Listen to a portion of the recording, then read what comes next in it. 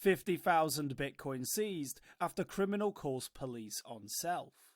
In an unprecedented move, the Department of Justice has announced that it has arrested a James Zhong and seized over 50,000 Bitcoins.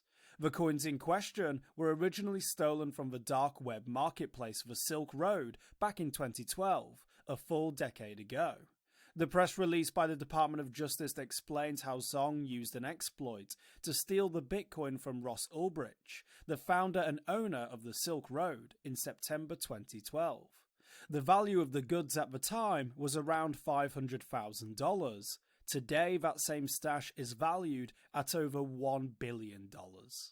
The statements from the Department of Justice also point to Zhong taking profits from a Bitcoin fork, Bitcoin Cash, back in 2017, as helping to provide traceability to his maneuvers. Story unfolding. While not mentioned in the initial press release, Protos reached out to Lieutenant Sean Barnett of the Athens, Georgia Police Department to explain how Zhong was flagged. According to Lieutenant Barnett, in 2019, Zhong called the police to, quote, report a burglary. He mentioned that numerous assets had been stolen, including a lot of Bitcoin. This was apparently enough to get the attention of the IRS Criminal Investigation Unit. After investigating and following specific wallet addresses, the IRS and Athens Police Department made an arrest in November of 2021. As of today, Zhong faces up to 20 years in prison for one count of wire fraud. He pleaded guilty and fully cooperated with authorities, so the likelihood he sees anywhere near 20 years in prison is almost zero. Questionable tactics. There's a lot of questionable behaviour from Zhong in the memorandum provided. Apparently, Zhong stored the billions of dollars worth of Bitcoin in a floor safe and a popcorn tin.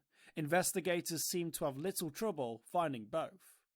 Zhong also used an exchange to profit from the stolen Bitcoin about 5 years after the exploit, seemingly in a way that was easy for investigators to trace. Lastly, the defendant and another individual named Clayton Kemker ran a company in Tennessee called R&D Investments, which, according to the press release, had substantial real estate holdings in the Memphis area. Protos has reached out to the Department of Justice for further clarification and will update if and when we hear back. For more informed news, follow us on Twitter and Google News, or listen to our investigative podcast, Innovated Blockchain City.